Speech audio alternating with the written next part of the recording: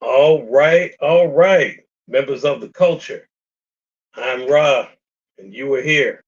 Welcome in, everybody. Welcome in. It is good to be back. Members of the culture, I'm Ra. You were here. Got a little bit of a delay here, folks. Let's silence this dude real quick here. Silence. Yeah, I got an alter ego over here. Gotta silence this dude somehow. I'm gonna silence him though. Somewhere here, I'm gonna silence this dude. Where else silence this dude at?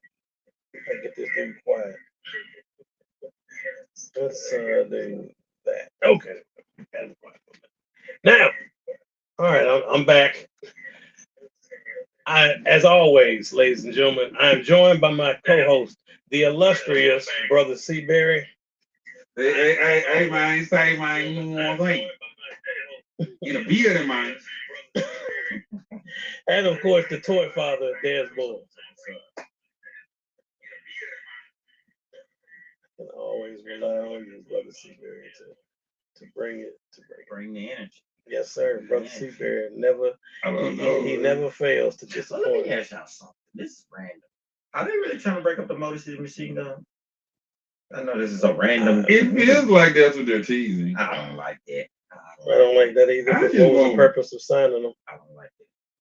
Please tell me what the purpose of signing because them. they already short small guys. So keep them like, in the tag team division. I feel like both of them are gonna wind up at the PC teaching a new generation of tag team people. Road agents. Yeah. Suits like Dean Malenko in the back. Yes. Before it's all said and done. It's holding up kind of good, Rob. It's is it? You all can't see it.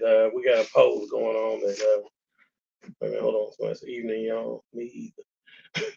Hello, welcome in, Mrs. Houston. Welcome to always glad to see you. But real quick, I view the problem. I enjoy them so much. Okay.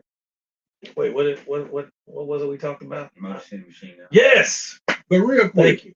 I view the issue. What it do, T. Lanier? Glad to have you with here. The Motor City Machine Guns in the WWE, to me, is similar to what happened with that John Carter of Mars movie several years ago. Cause like the John Carter books influenced all these other properties that got turned into movies first, like Conan and this and that. Mm-hmm. So by the time John Carter movie was made, people like, we didn't seen all this stuff. Everybody like, but it was the first. We don't care. That's the problem with the Motor City Machine Gun. They have done the stuff that everybody been biting off of for years, but now when they do it, it ain't moving. I agree. It ain't moving the fans because they like. But see, that's what they need. They need a tag division, and they need them for that tag division because who else that way they got R-Truth and Priest. I mean, they don't really have a tag division. They need to go ahead and focus. The women's tag division better than the men's tag division. It is. So no, keep the Motor City Machine Guns together because you're gonna break them up. You're gonna have them feud for like 6 months, and then they're just gonna be floundering. They're just gonna be floundering. So just keep them together. Have them. I'd rather them send them back down to NXT and let them cut up. Then keep them on the main roster and then have them break up. It makes no sense. But anyway, we getting off topic. So we're gonna get this show on the road. I'm sure that based off what I'm seeing, I'm gonna have some people here, other members of the culture joining us soon. Of the culture. It must just be some nonsense. All right. So it moves me. Keep them together. You know what? That's true. That's true, Carmen. 110%.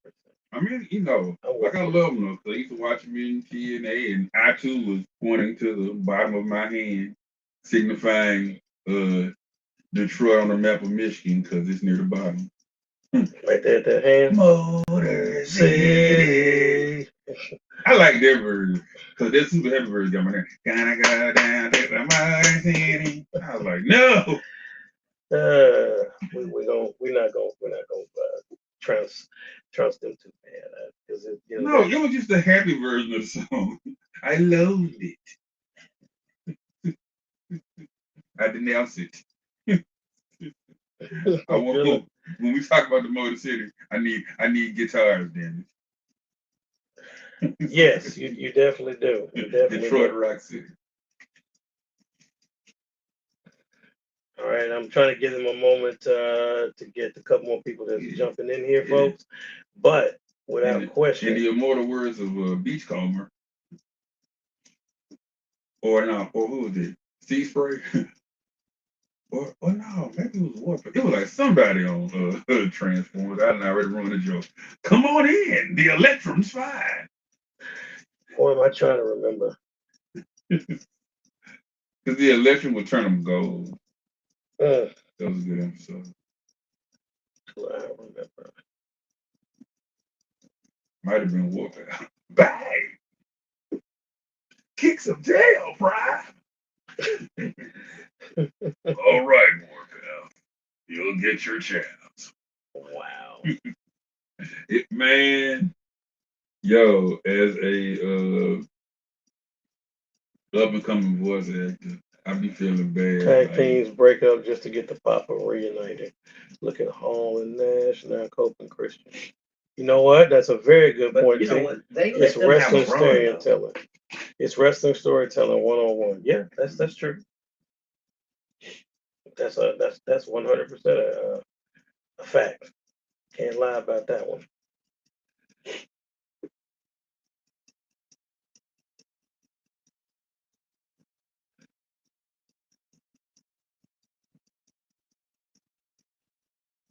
All right, ladies and gentlemen, we're going to go ahead and begin. I know the three of y'all that are in here are ready to talk about this particular topic, which these gentlemen will be taking lead on it. But if my shirt is not giving you a hint as to what we're about to talk about, we're going to discuss Spider-Man Brand New Day and that trailer. And to lead us into that, I'm going to turn it over to the Toy Father. Okay, all right. Brand New Day. What did I think of the trailer? I'm gonna be honest. I haven't.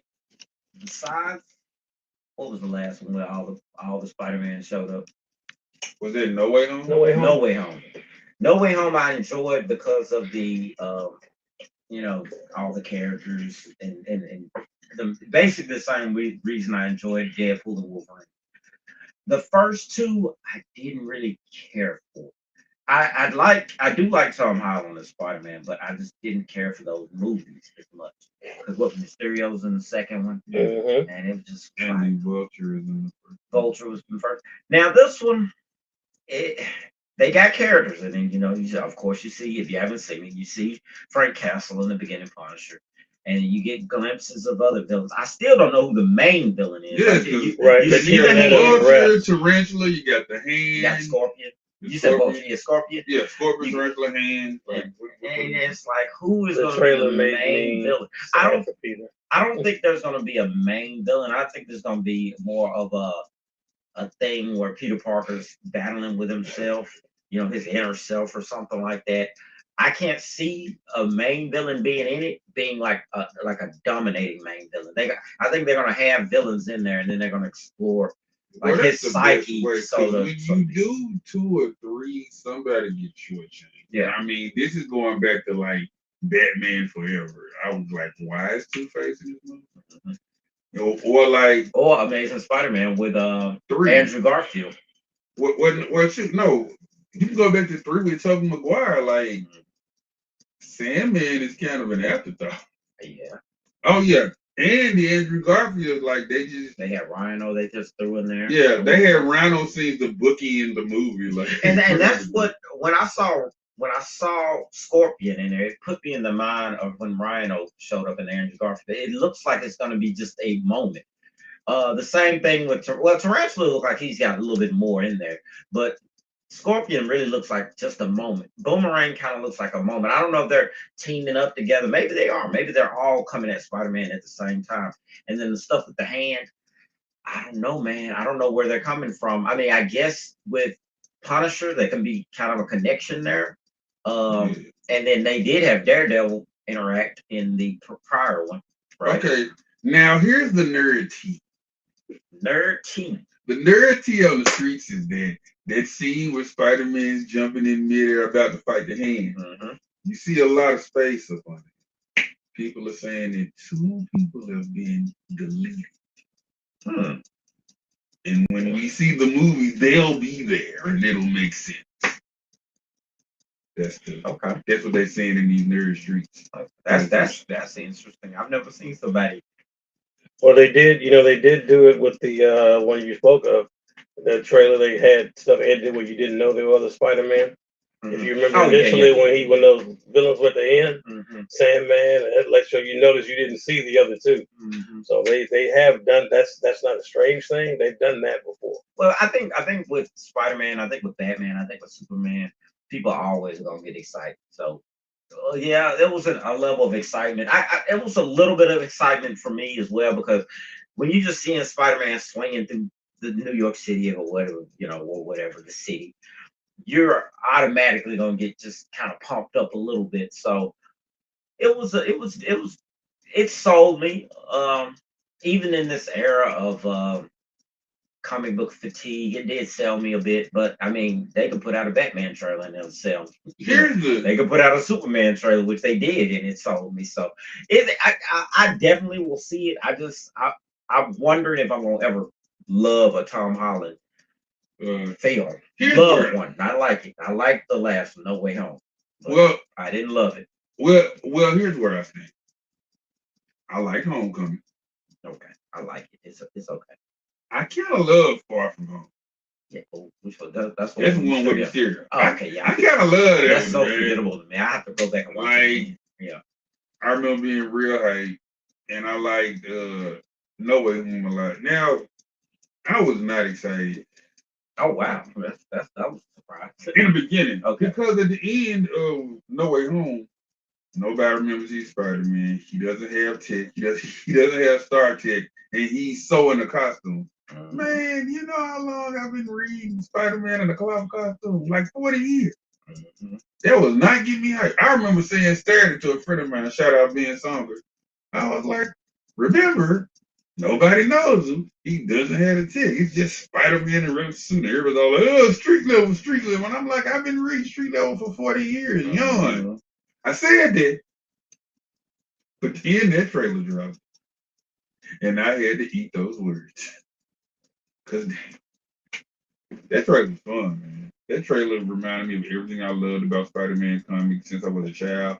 And I'm trying to figure out this mutation because it looks like now he has organic web shooters and he's mutated. And I'm trying to see where are they going with it. Six arms and man spider eventually, or is it like the other? And I miss the other. That was a good storyline that is ignored now. Because at the end of that, all of Spider-Man's previous injuries were healed. And I think he kept his ability to talk to insects he had for a while. And he had organic shooters. And he had these little stickers that would come out. Like, they gave him all these abilities that made sense. And then they were like, yeah, we ain't going to do that no more in the comics. Made me sad. But if any of that source material is being used, I am all for it. And it's just interesting to me. And I mean, I know I'm jumping out the window. Tom Holland's my favorite. Okay.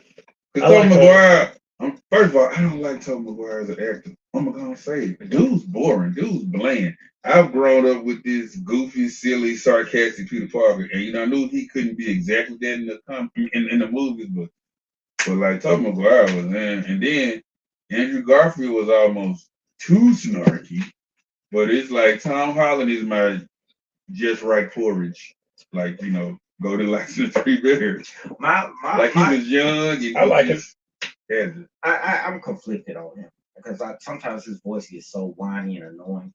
But then also, I know this is a younger Spider-Man, but it got to a point where he was up under. Hey, Mr. Stark. I'm like, oh my God, come on! I need my Peter Parker to act, please. Let's throw him up a little bit. I know he's. I want to act like he's in high school and he's the dork, and I get it. That's part of Spider-Man too. So it's not like you can just say there's one Spider-Man. Spider-Man only can be a little kid. Yeah, but they have had Spider-Man in the comics as just a regular, grown not even, I won't even say grown, a young man.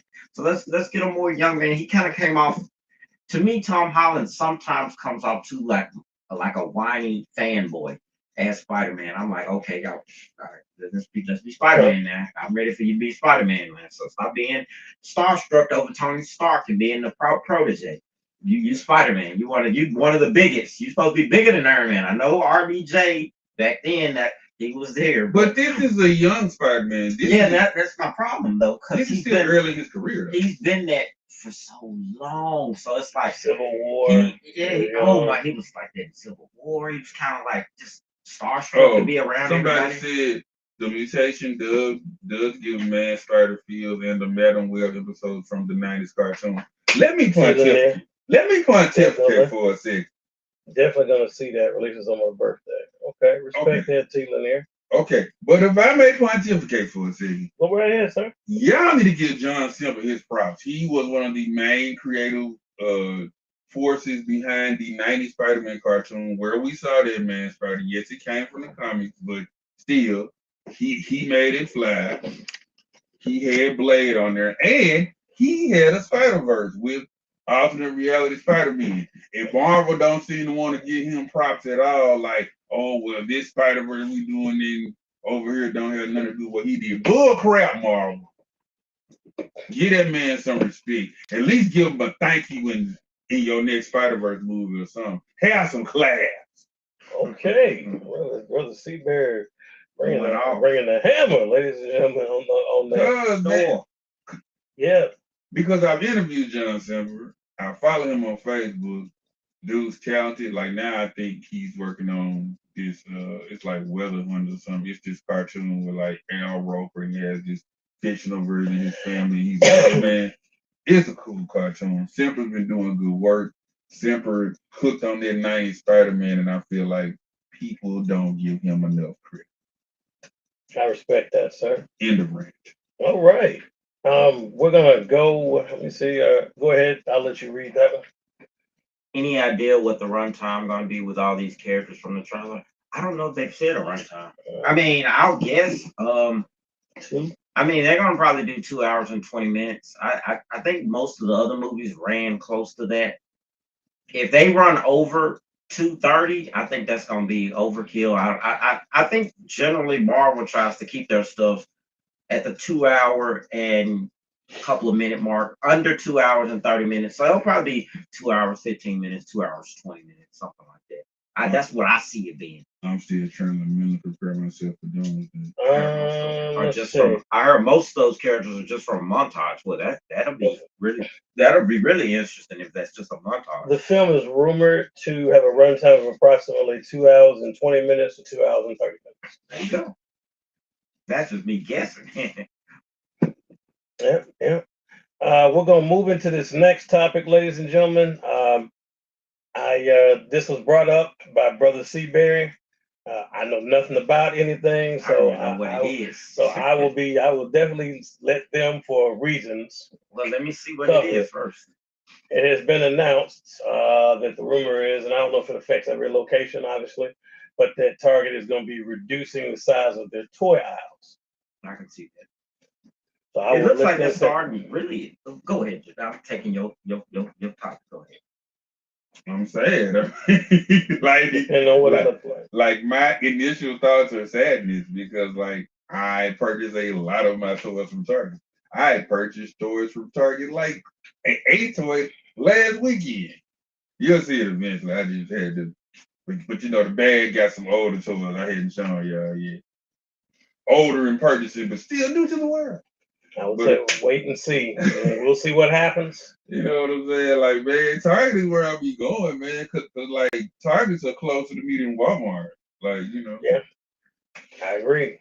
Somebody said this was they've already started, and I see that happening in general. I feel like toy aisles are gonna shrink down anyway, not because of prices, but just because of everything that's going on with everybody, kids getting on tablets. You still got kids that play with toys. You got plenty of adults but even we're hitting a ceiling because the stuff that we're getting, we're either getting extras, replacements. If we get another Hulk, It's another Hulk. It's not like a first Hulk Yeah, for a lot of us, a lot of collectors. So the adult collectors are hitting a ceiling because now, if it's not something significantly new, which you almost can't name anything, even if you talk about, Street Fighter. We've had Street Fighter figures, but they just putting out some better ones. We've had plenty of Marvel figures; they've been running forever, so we just got some better ones that we might replace it with. And then with DC, it's going back and forth. It's now back to Mattel, so I could see it shrinking, and it does look like it's gotten smaller because they kind of narrowed that DC section down. And depending on, a lot's going to depend on Hasbro. A lot's going to depend on Hasbro because I could see Hasbro ending more lines. They ended Lightning Collection. I could see them ending more lines, classified not for the foreseeable future. They're gonna run because they throwing them out. I could see them narrowing down Marvel Legends down to 6 waves, maybe less. Meanwhile, Lego continues to. That's another factor. Lego is not shrinking. Lego is growing. Lego made $80 billion last year, although y'all probably didn't know that. Nah, because I don't really fool with Lego. But look, here's my thing. I'm still good because there are a lot of obscure randos that I love. Yeah, we know it. Because I read comics. And also, there were several years where I was only buying like black figures or particular non-black figures. So like, for example, there's a Black Canary coming out. I don't have a Black Canary. I want it. I don't have Freddie Freeman or Captain Marvel Jr. I want them. I don't have a good Jack Nicholson Joker. I don't have this Heath Ledger Joker. Like there are figures I still don't have. So like, I still have a gang of figures. Now, yeah, it is getting to the point where it's like, I feel like I'm good on most Batman. Although that White Letter Batman is calling you, boy. I'm like, ooh. Shiny and Chrome. Did you say Joker? Say Joker. Yeah, shout out to props to my man Dez for the shirt. It transitions into something that I was going to talk to you guys about. I don't know if anybody in this chat is aware of it or not. I'm sure some of you are aware of it. George, I know you know because we talked about it. The what they're referring to as they're not saying Jack Nicholson for licensing reasons, but they're saying Joker 89, comic Joker, whatever you want to call it. He broke the internet, folks. If y'all did not know, Joker yesterday, Uncle Todd's had been announcing that they were going to have it's going to go live at 11 a.m. our time, which it did. Folks, I have evidence. Dez knows. I sent it to him. Yeah. They crashed BBTS site. That is rare that happens. They took this. It crashed BBTS. That many people were trying to get their hands on those figures. Particularly, I think Joker was spearheading it, but they wanted the aforementioned Black Canary, Shazam, Vigilante, Lobo, all of them in that way. But that Joker was driving it. And if you notice, when I looked at BBTS, Joker was the only one I saw. I didn't check everybody else, but Joker's the only one that said limited to. Yeah, Ty gonna make some money on this one because there ain't been that many Jack Nicholson Jokers. 3 years he's been trying to. So the understanding is the licensing agreement is just too expensive. They couldn't get it. It looks like it's gonna make plenty of money. So the skirt around it is they can't call this the Jack Nicholson one. It doesn't have his exact likeness, but it looks like him. But it took them 3 years. They've been trying to get this together. Finally, they can release it, and it's the not Jack Nicholson Joker. It's like Jack Nicholson stunt Joker. Right, but it looks good, and judging by the fact enough like him, you know who it is. Yeah. And to break the internet, pretty much, it's crazy. George, you and I, are you in the 200 2.0 group? Are you in that? Nah. I know I'm in it, and George knows what I'm talking about. People were in their feelings about not being able to get this Joker, and I've seen people mad at Todd McFarlane, and I'm like, listen, if this was an exclusive, I'd give it to you, but it's not. It was at his store. It was at Amazon. It was at Best Buy. It was at GameStop. It was at Entertainment Earth. It was at BBTS. It was worldwide. So everybody had it. It's not exclusive. But you would have had to been ready at 8 o'clock. At 11 o'clock because Amazon sold out quick. BBTS sold out fast. I don't know if Entertainment Earth still has it. I would doubt it. GameStop was the last people to have had it, but it is what it is. I think I was talking to Clever earlier, and Clever told me that he said he believes that this figure they were working on it for 3 years with licensing, but he says he believes that some of the figures that Todd is about to release now, these leaks you're seeing, Todd's been planning on it, but he said, wait, this is the last year? Okay, so let me go out with the biggest bang possible. I'm gonna go ahead and release. I'm waiting. I could have already released this, but no. I'm gonna wait till this last year and make sure that y'all put some respect on my name as I walk out this door. So I'm gonna make sure. If you think about it, this last year, 2026, he's not playing around. He has dropped some good stuff this year. So I think it was by design, possibly that he did kind of hold back on some of these figures until now. Maybe he knew. I'm not gonna say all of them, but there's some that he probably, like Jessica Cruz, he probably already had that. And he just said, "Let me just wait. This wait." Well, I don't think he held on to anything. I think he just trying to really rush all this stuff out. Man. Like, who haven't we haven't put this out? Okay, this because they get that they moving regardless. So I think he just figured, okay, well, we got this many figures, this we got this amount of time. Let's try to get this, and this, and this. And we haven't done these, so let's go, let's roll with it. And like you saw, he's starting to come out a whole lot faster because when Todd first came out, they weren't coming out like this. And then they just started picking it up. Once they got deep into like the waves and stuff, they start rolling. He'll put an advertisement up for one, and then 2 days later, it'd be hitting stores. Batman's not even 2 weeks old before he just got me talking about that. That Batman wave, Hush 2, Bethlehem, the White Lantern Batman, all that stuff, and it's already hitting the store. It's almost like he is saying, "Yo, let's ramp it up. Let's ramp it up. Let's get all the money we can before I get out of here. I want everybody's wallet." Yeah, I'm gonna need that white power Batman. So he was the white he's definitely I mean, I guess you could look at DC Universe Classics and him kind of look at their model because Mattel, that was the only time Mattel was really, because that was before Horseman doing those. They were pumping them out. I don't know if Todd kind of looked at that. And I sometimes think he did, like, because he'll put out figures almost, and you'll be like, he looked at that DC Universe Classic and said, okay, we need to do one like that. I think he did that with Wildcat and Orion, because soon it's, I just looked at him and I was like, okay, he's trying to catch up now. He's trying to look at those, or maybe just look at the DC Universe and say, okay, boom, boom, boom, because he will pick like the Bronze Tiger.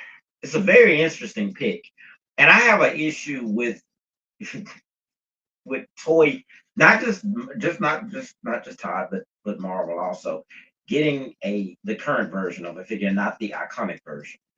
And I'm glad that Todd did put out the two versions of Power Girl. He put out the modern, the quote unquote, I kind of won't call it modern, but I mean, that's the outfit she wore in her latest series, or the most recent series when this came out.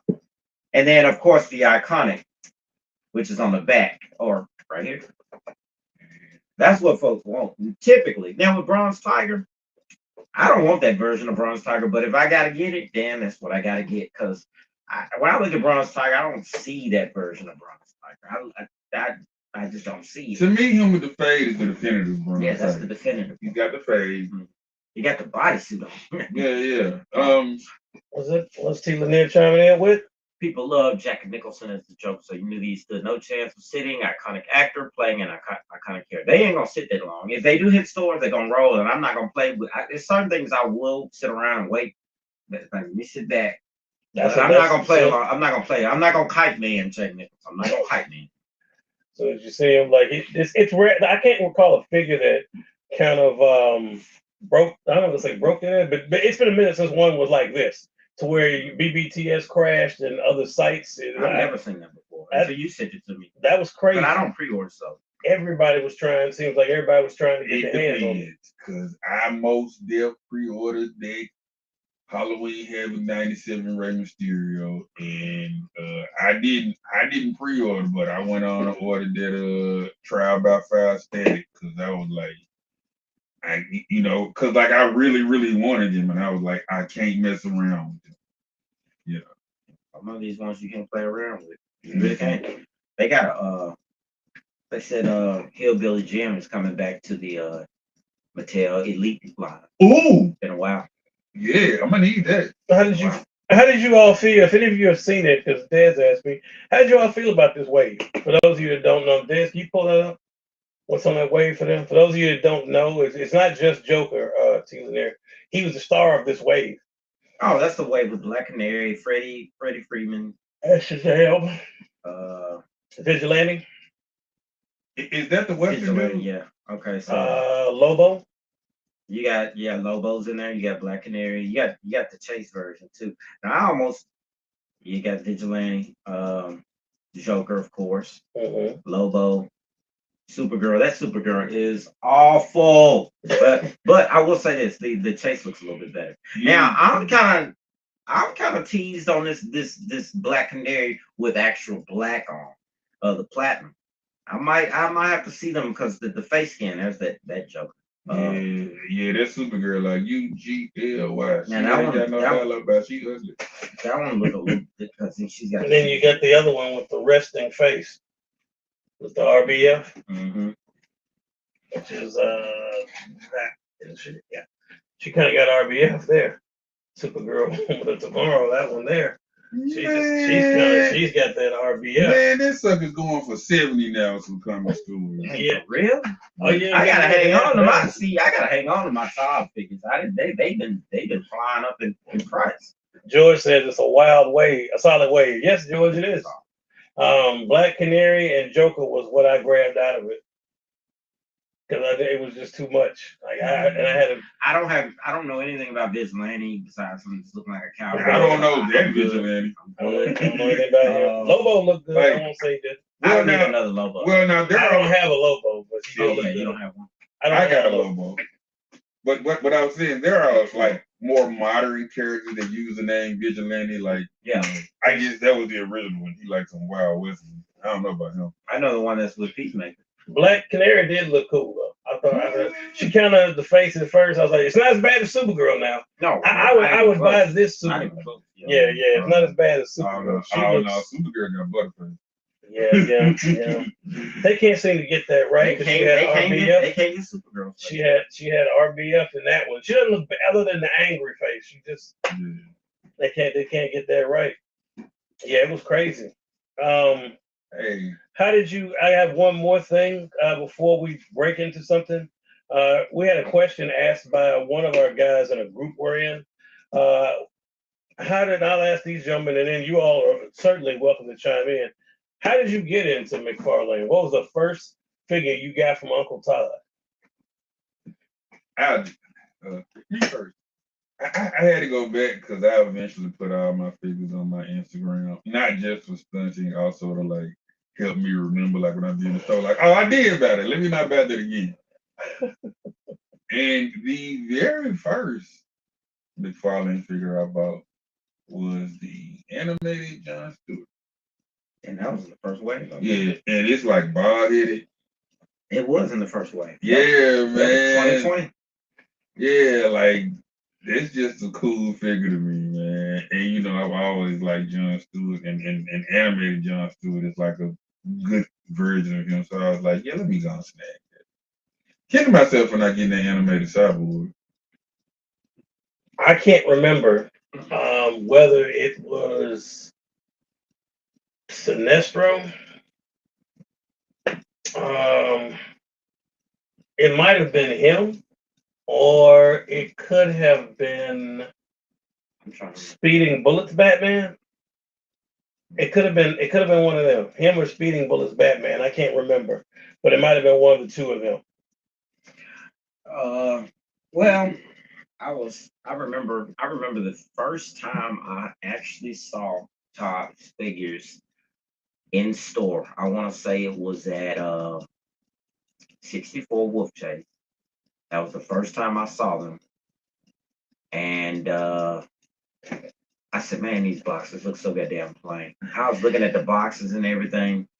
And who's that? Sean Watson says, "Yo, About time. yo, back. Welcome, sir. Welcome, sir. It's now And, officially a party."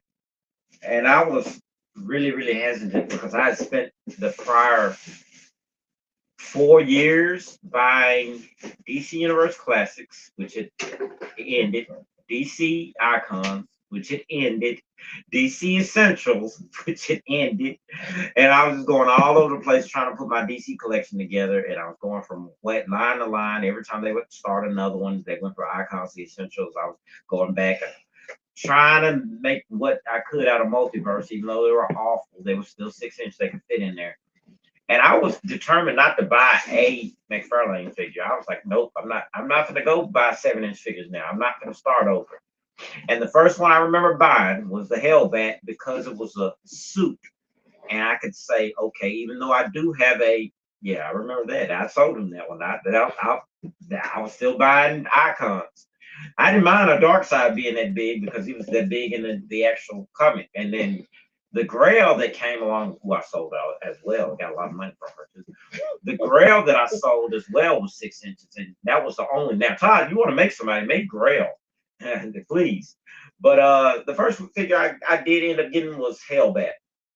I think that was in the second wave, it was in one of the earlier waves because I didn't like any of the other figures. I didn't like any of the figures in the first wave. I think they had a Harley Quinn, they had a Batman that looked terrible. I can't remember who they had. That John Stewart, the animated John Stewart. But yeah, Hellbat was the first one I got. Sean, what you asked, what's the topic? What we just talked about was we were talking about how the Joker from McFarlane Toys, that one, the Jack Nicholson Joker, saying that in quotation marks, broke the internet and you couldn't get a hold of it.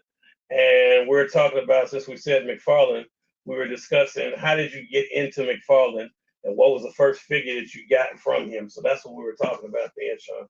If you have something from McFarlane Toys, by all means, Sean, let us know what it was and how'd you get into Todd McFarlane Toys.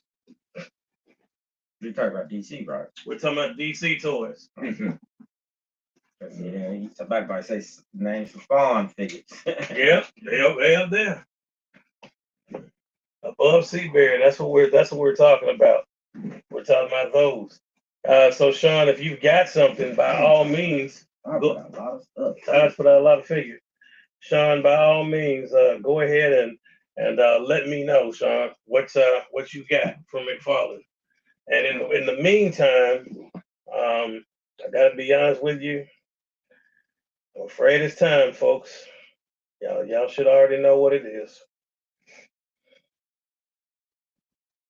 I'm waiting for you, Sean. If you got wait a minute, what is that? Hal Jordan. Which Hal Jordan?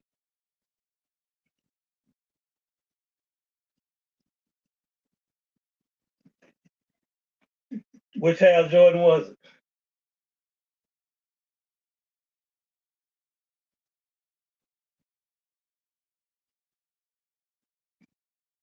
You gotta see, because there's a bunch of Hal Jordans. There's a shiny one.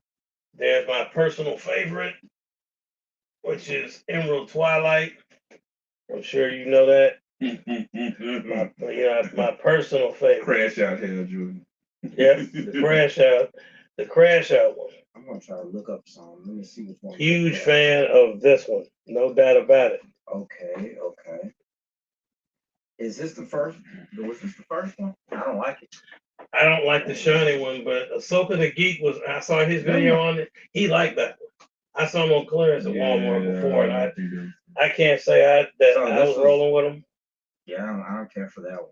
I can't say they had one in a 2-pack with this one doesn't look. Oh no, he looked fat. That's a different one. That's the one that came with the 2-pack of Dawn. What's his name? Dawnbreaker, the Batman Who Laughs. I think I got a Mattel, like new 52-ish Air Jordan. I bought them loose at a convention. And Clayface. Okay, that's a good pick. Oh, that Clayface figure. Okay. Yeah, Clayface is definitely a good choice. There's no doubt about that. That Mondo Clayface is amazing, but I gotta give it to Todd. There's no doubt about that. Yeah, Todd's gonna be going out, and it's He's going out strong. In our opinion. Ain't got no choice. Gotta go out. Gotta go out. Just might as well go out. Now the funny thing is, Mattel did go out strong before they relinquished the license over to Todd, because I remember those last few waves were pretty decent for Mattel. They were, because I was like, okay, Mattel kind of stepped up a little bit. They were terrible for years. I'm gonna keep it a buck. You know the hell Jordan I want. I think it's Mattel. I'm not sure. It's the hard traveling heroes.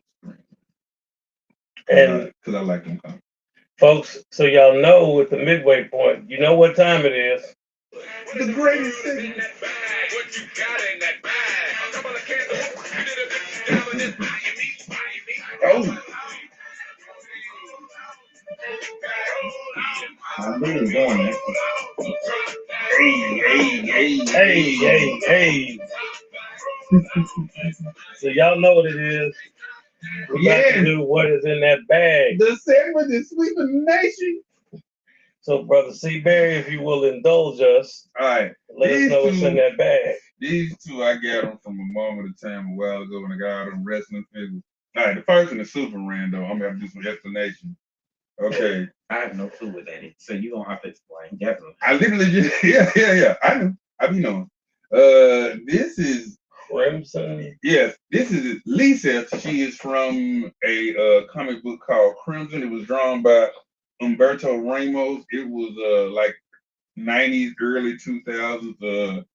He did a creator-owned book called Crimson. Crimson about this young kid. He gets bitten and turned into a vampire, so he's still trying to be good and he's fighting other evil vampires.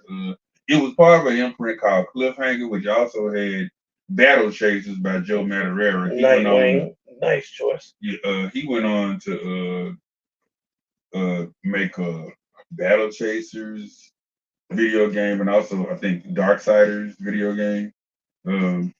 Yeah, so and like a friend of mine who passed away was in the Crimson, and I read some of his books back in the day, so that one kind of holds a special. But shout out to and R.I.P. to my boy Cameron or Cameron. You mean I can get this, but I can't get a barbed wire action figure? What is going on with the world? They never made a barbed wire. Not that I know. Man, Google that, bro, cause I feel like somewhere she got. All right, yeah, and this was like maybe $5 to $10 at a moment in time. Yeah, I saw that up. And then this one here, I also got a tiger, and that's the exact tiger I wanted. Peace to the one that's in that West Coast Avengers pack. That one I ain't, but I feel like this is a better tiger. I'm embarrassed. You know why?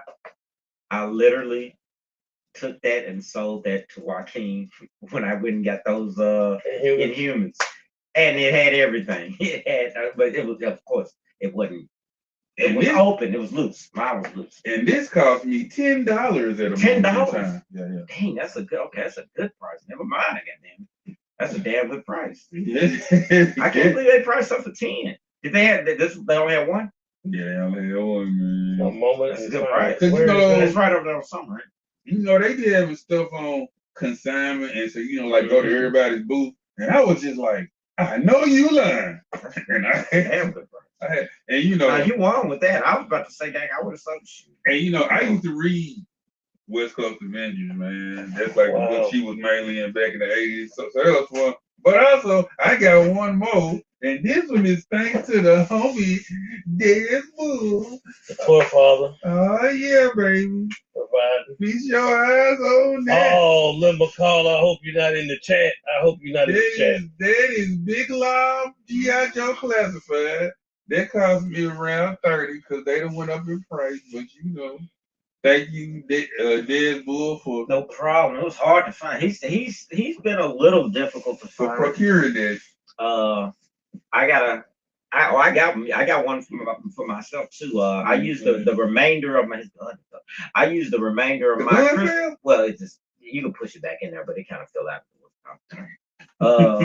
You probably don't want to open it, but now I had to use the rest of my Christmas money. I said, let me go and get this guy because somebody I saw a review of him. He just looked cool to me. So, sir, I have wanted a Big Lob figure since 1987 when I was watching the animated G.I. Joe the movie. That's a long time. Yes, sir. Because like he was on there and they had these like rawhide new recruits. It was like him, Falcon, and like Jinx. And he was doing commentary while he was fighting the Cobra. Yeah, I heard. I think I saw you post that. Yeah, it was the greatest thing. Over to Raw. He said, "Hey, all right, George." So I'll go ahead and tell you, I did get my main man Laszlo, Professor Pig. George, that's for you, Professor Pig. You see him? You know about that, Sean? Professor Pig with his dolls. That's a creepy dude right there, man. Mm-hmm. That is a creepy dude. I want nothing to do with Professor Pig. That was Grant Morrison, his run on Batman. More specifically, Batman and Robin. That's like when Dick Grayson had taken over and Damian Wayne was his Robin. And Sean, I know you and George will love this.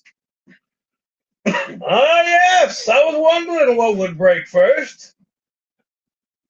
Your spirit or your body?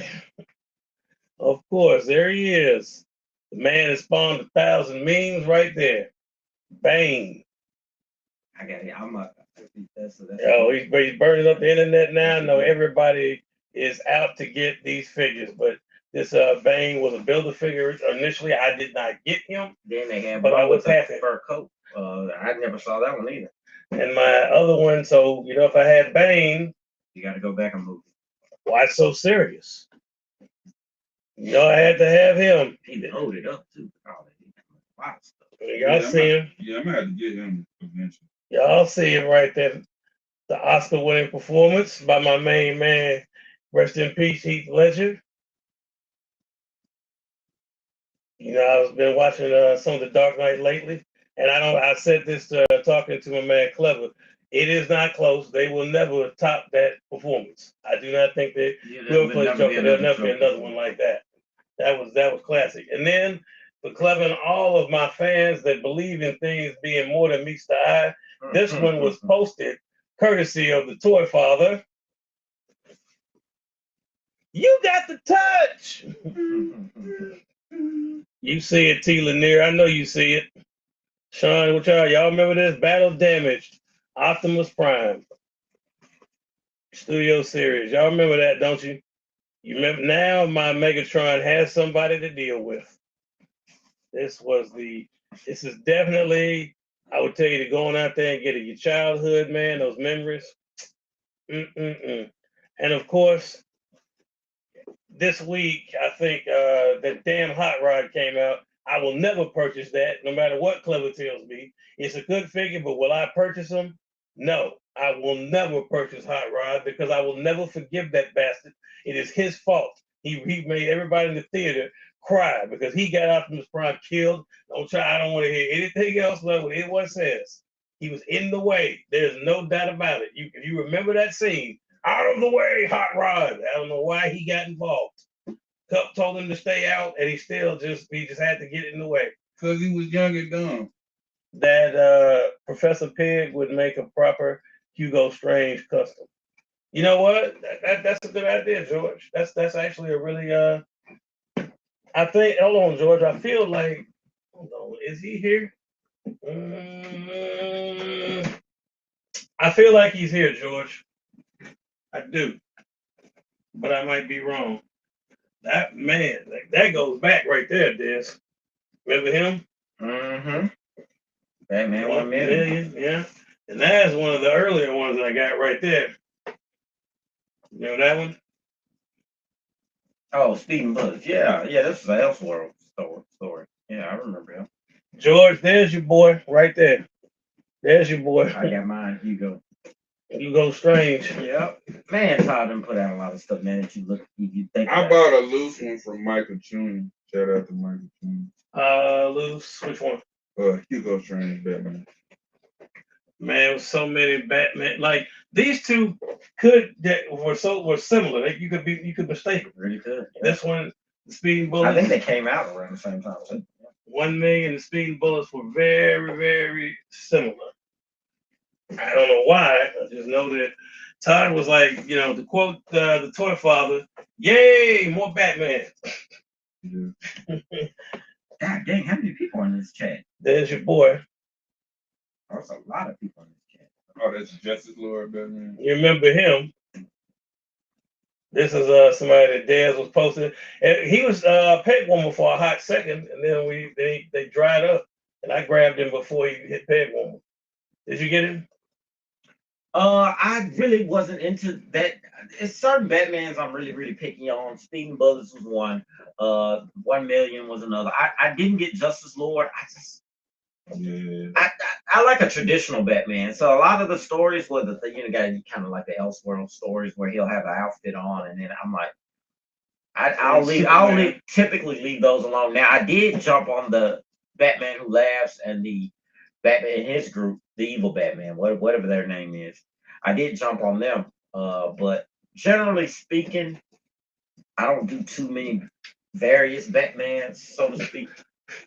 I've just got to burn it. I can't keep up with. I can't keep up with all of them. So I was gonna make sure you get some Batman. Oh, I got some, but it's like more so Bruce Wayne in different. Like I like blue and gray, Hush costume, of course. George said yes. Black. First time I cried at the movies, Prime was a goat. That is correct. That is correct, T. Lanier. Yes, sir. Man, what's good, Jamel? What's up, brother? I just want to say one of the first time. There's a whole 2-part series where he came back to life. So like, we were talking about Jamel. We were talking about. It was said when what was your first McFarlane figure? How did you get involved in it? Dude. And we were showing some of the new stuff we had. They've lessened the impact now because in every cartoon he has a death moment, then he resurrects. Like now it's like. But Hot Rod was just this sold out like crazy. Really? Oh. Yes, like that sold out. He sold out. Now that sound wave you posted the other day. Oh, I was so frustrated. You need it now? Yeah. I got to get a hold of a sound on my list. Well, I don't. I gotta get a hold. He goes on that shelf. I need a sound wave and a shock wave. See, I didn't even know. What did Tina there say? Hot Rod can consume a bag of Richards. That is correct. But big shout out to Prime for hitting Megatron with the smoothest double axe handle ever. Yes, sir. Because I don't believe, contrary to popular opinion, Megatron was not going to survive. I don't care what anyone tells you. He was not going to survive. Like, I mean, Starscream put him out the pasture. He old yellowed him, and I get that. It was low down of him to old yeller Megatron. Function. Wanna bet? Yeah, that was kind of childish of Starscream to have done that, but I get it. Even Unicron knew. Like when he tried to make that deal with him, and he was like, I belong to nobody. Perhaps I misjudged. Proceed on your way to oblivion. He was like, wait, hold on. I accept your terms. And that's when, to your right there, that's when he became the man next to Bruticus right there. Mm-hmm. He became, which actually, let me see that. That was the first Transformer that I bought. I won't lie to y'all. This was the first one because I had always had the die cast and I was scared to do Transformers. And the first one I did was at a show. Shout out 901 Toys because that's where I got it. They were at a toy show and they had my man Galvatron. So he was the first one. I got a story about Galvatron when I was a kid. All right, I didn't have very many Transformers. Like I stayed in over there by Tullahoma, them houses over there, right in that area. You remember where it was a Sonic over there. I don't know if it's still over there, and then the DMVs over there and stuff like that. I was in them houses back there in a cove called Schulman Cove, and I had a neighbor. It was a little young white kid. He had everything. He had all the G.I. Joe stuff, Transformers out of the frame. And he let me borrow, I think the only one he might have let me have it out because I know it was at my house a lot. I had a Galvatron and he made a noise. It was like it was you know how Galvatron is purple. So it's not like Megatron where it looks like a real gun. But I remember I was trying to take it to school and I was trying to walk out the door and I had it in my backpack. And I was trying to do it where my parents didn't know I was walking out with it, and it started going off. And I was like, oh, snap. It started making the noise, and they found out that I had it in my backpack and made me take it out. But I thought that was funny just thinking about that, because I was trying to sneak it to school and show it off because I was so happy to have a Transformer at that time. But I never had Transformers. I never had Megatron. I had Galvatron. I've seen Megatron. I never had it, but the Galvatron, it wasn't even really mine. It was just like my neighbor. She just let me hang on to it. Yeah. But the actual Megatron gun, I always wanted that because, I mean, at one point they stopped even carrying it, of course, because kids. Kids, Felt like it was, yeah. You don't want nobody to get hurt. But the one I like the most, my favorite Transformer, and you just brought it up, the Soundwave. I always was crazy about Soundwave because he was a Walkman, and I was into music and stuff, and he had the cassettes and everything. So he was by far my favorite. Even over Optimus Prime, he was my favorite. And I remember my neighbor, he had that. He had the trailer, the Optimus Prime with the trailer. But I was like, let me see Soundwave. I want to see Soundwave. I want to transform him into a Walkman, that kind of thing. Yeah, I think everybody remembers. If you remember Prime dying, my first Transformer was Starscream. All right, Jamel, I respect that. Because if you remember that movie, there's two things you remember: Optimus Prime dying, and you brought up the other one. You said you remember this man taking care of Starscream. That was his first order of business. Unicron said, "Go destroy the Matrix." He was like, "Yeah, I got you." It was a lie. First thing he did was go to that coronation. And who will ever forget? Megatron, is that you? Here's a hint. And he just that was it. With all once that crown came, he stepped on that crown. Will anyone else attempt to fill his shoes? My first Transformers, because I got both of them Christmas. Definitely. Christmas '84 were Skids and Skyward. I remember Skyward. I got lost on who he became. So Skywarp and Thundercracker. Which one became Cyclonus? Thundercracker was it Thundercracker? Anybody here remember? So I think it was either Skywarp or Thundercracker, but I feel like Thundercracker became Cyclonus and Skywarp became Scourge. But go ahead, you were saying, not to interrupt you there. No, I'm just saying Christmas '84, man. I got Skids and Skywarp, and Rico Wilkes gave me hell because he said that Skids wasn't a real Transform because he hadn't been on the cartoon. I think Skids is on like 2 episodes of the cartoon. I don't remember Skids. You remember Skids transformed similar to like Prowl and Blue Streak and all them, but he was like a blue van. Do you remember Skids? No, I don't remember Skids. Not just saying. I was growing up. I was a big Transformer fan, but I didn't keep up with it. That is the exact line Tila did. Coronation Starscream. This is bad comedy. Yes, sir. That was a moment there. Leonard Nimoy was in his bag doing this voice. R.I.P. to him, man. Goat, man. Coronation Starscream. Cause see, I like his Galvatron. I did not like that Psycho Galvatron from like the cartoon seasons 3 and 4. Yeah, they started out fine, and then they just took him in the movie. Yeah, he was he had that what is it? What did Dave Chappelle say when keeping it real goes wrong? When he was on Unicron in planet mode, and he had the Matrix, and told that man, I told Unicron, see this? I now possess that which you most fear. You'll do my bidding, or taste my wrath. And all of a sudden, he started to transform. And Megatron, what's the saying? It was at that moment he knew he effed up. When he said, not only am I going to destroy Cybertron, I'm going to make you watch.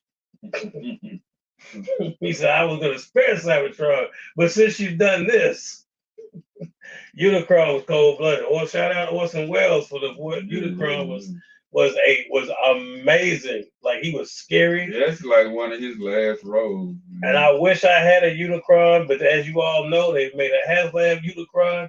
If you got several $1,000s, you could obtain it. So I will be definitely getting one off AliExpress for about $500. I'll get the little Super 7 tiny Unicron a couple of days. I'm gonna get the Blocky's head.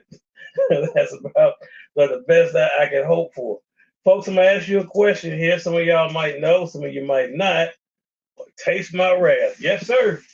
I don't want to touch that one because you work so hard to pose it. You could grab Ryu, right? He won't mess nothing up.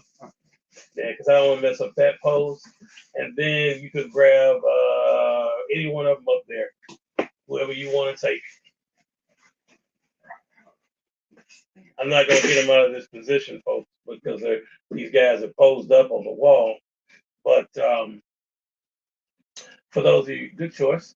For those of you that don't know, we have Storm Arena making their $30 figures, which is the same price as Jada's. Jada Toys. This happens to be Vega, which I think Jada Toys did an amazing job with. They are really cooking. Then you have the Ryu by Storm Arena, and I know the Kingpin is watching, so I know the Kingpin is like, "Oh yeah!" So he is celebrating. I think he got stock in the company. But nonetheless, that man loves him some Storm. Storm makes great figures though. But right now they are cooking 100%. But my question to you guys is, you see two figures. I don't have the same ones. I would move Sagat, but he's kind of busy right now. So it would be unfair to do that. But these ain't the same price though. This is no. Okay. Those guys are 30. Same price. Oh, that's 30 too? Oh, damn. Yeah, No, it's not even a competition. So you talk that and that. I'll ask you guys for $30. I'll just bring these two in closer where you can see them. Hopefully pretty good. For $30, I'm gonna ask you, is Storm Arena the best value for $30? I'll hand it to him, and I'll kick the question to you guys and to my co-host. How many accessories do they have? So Vega came with that claw you see there. I think he has another head that's unmasked. I'm trying to think, is there anything else he has? That Ryu came with that stand you see, the fireball. He has another head, another headband. I mean, they both come with a decent amount of accessories. But I think there's something about Storm figures. They just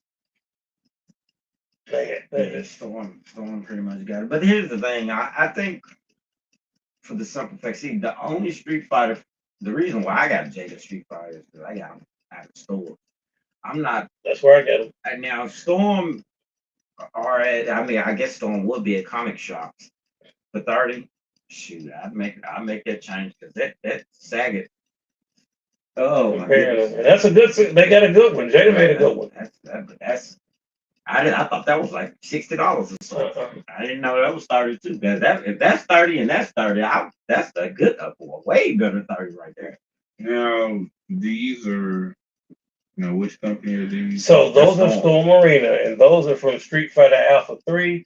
Jada is doing Ultra Street Fighter 2. Storm is doing Ultra Street Fighter 2, but in their bigger line, in the collectibles line. That's why that Bison is so much bigger than that Bison. Yeah, I gotta go with Storm. And it's hard for me because, like, I'm not a big fighting game guy. Like, I'm more. Now, I'll read some of the Udon comics about Street Fighter. I got some of them. Right. Particularly on Free Comic Day. I snagged this one. Be like, Street Fighter. But like, yeah, I like Storm, man. $30. I think they may be the best value.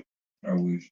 Oh, also shout out to Storm Collectibles because they made some Jushin Liger figures, and I bought the first appearance Jushin Liger heavily discounted on Ringside Collectibles. There you see. I appreciate it. Storm, y'all got Brother C. That's all you had to do. Give him a great Muda or Jushin Liger. I mean, you got his attention.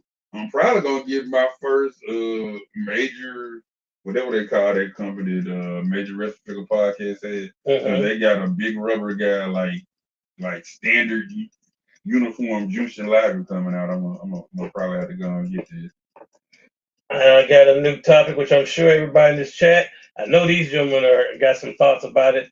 We talked about the Spider-Man Brand New Day, which brings me to a tie-in. I think it's the 24th is the day, I think, if I'm not mistaken. It's the 24th, where we will finally have the longly awaited Daredevil Born Again season 2. Yeah, I'm trying to start Cannot season wait. 1 now because I don't know. I've been. Oh, you haven't watched the first Man, I've been bad about Disney Star Wars because there was a point where to watch Disney Plus comfortably, I had to go into my nerd cave and it would be cold in the winter. But now though, I've realized something with Xfinity. If you have Hulu, even though Disney's kind of slowly absorbing Hulu, but now I can go to Hulu on my Xfinity TV and I can pull up Disney stuff. And I was like, Yeah. I've unlocked the code. So I started watching, but I was a little. It took me a while to watch Daredevil. Are we talking about the old Netflix one or the old No, Born Again? No, Born Again. I watched the Netflix one almost immediately. Man. Born Again, it took me a while to go ahead and watch. It's something like 8 episodes. Mm-hmm. It took me a minute to watch it. Not that it wasn't interesting. It's just I love it. In this time, in this day and age, it's hard for me to. It's always been hard for me to sit down and be consistent with that is my wife trolling. Sister Seaver with the troll. Hey Seaver, I'm on the road again because her and her friend went somewhere today and they were shopping and she is trolling me because she sings On the Road Again by Willie Nelson. Like, I don't hate the song. Mm-hmm. I don't love it as much as she does. And I'm like, ma'am, you're African American and you're singing this song at such an alarming rate. Sister Seaver with the troll. It raises his, concern. Oh, she's terrible. We were at 901 Comics and she got the store owner to play it. I was like, see. Oh, really? Wow. Stroke. I was like, stroke right there. I was like, see, you can't come here with me no more. That was some serious stroke right there.